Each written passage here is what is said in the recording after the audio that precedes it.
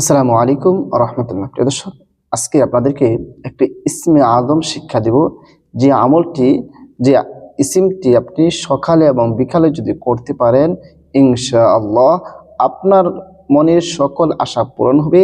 আপনি যা চাইবেন আল্লাহ তাআলার কাছে তাই দেবে ইনশাআল্লাহ। হ্যাঁ প্রিয় দর্শক, এই দামি ইসমে আজমটি শিখে রাখার জন্য ভিডিওটি শেষ পর্যন্ত দেখুন।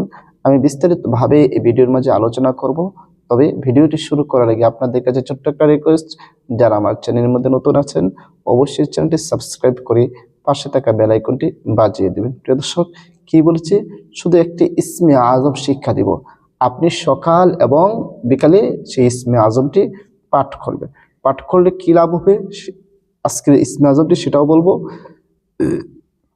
ইনশাআল্লাহ। ধৈর্য সহকারে ভিডিওটা স্কিপ করা চান শেষ পর্যন্ত দেখুন। প্রিয় দর্শক, একবার নবী করিম সাল্লাল্লাহু আলাইহি ওয়াসাল্লাম দেখলেন এক লোক নামাজ পড়তেছে, নামাজের মধ্যে ইসমে আজম পড়ছে। বরাবর বলতেছে যে তুমি নামাজের মধ্যে যেটা পড়েছো এটা হচ্ছে ইসমে আজম। ইসমে আজম পড়ে কোনো বান্দা যখন আল্লাহ তাআলার কাছে কোনো কিছু চায়, তখন আল্লাহ তাআলা কখনোই ফেরত দেয় না।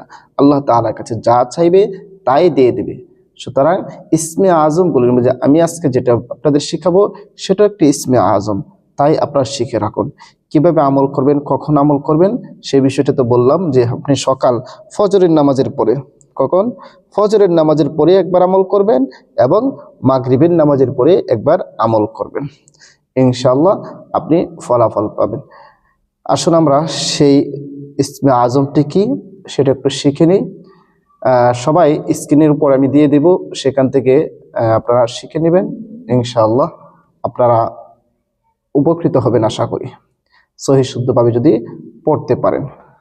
সেই ইসমে আজমটা হচ্ছে কি, আল্লাহুম্মা ইন্নী আসআলুকা বিআন্নী আশহাদু আন্নাকা আনতাল্লাহ লা ইলাহা ইল্লা আনতা আল আহাদু আস-সামাদু আল্লাযী লাম ইয়ালিদ ওয়া লাম ইউলাদ ওয়া লাম ইয়াকুল লাহু কুফুয়ান আহাদ।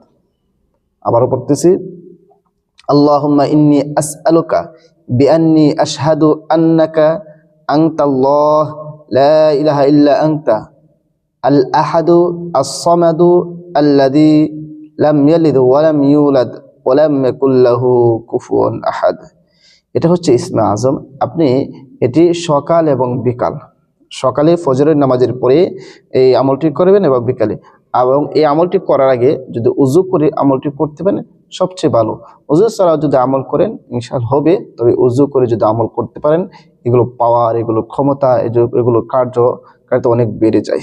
তাই উযু করে পবিত্র হয়ে আমল করার চেষ্টা করব, এবং এই আমলের শুরু এবং শেষে অবশ্যই যে কোনো দরুদ শরীফ পরে আমি পড়ে নেব। সাল্লাল্লাহু, ছোট বড় যে কোনো দরুদ শরীফ পড়ে সাল্লাল্লাহু আলাইহি ওয়াসাল্লাম এটাও পড়তে পারেন শুরুতে এবং শেষে।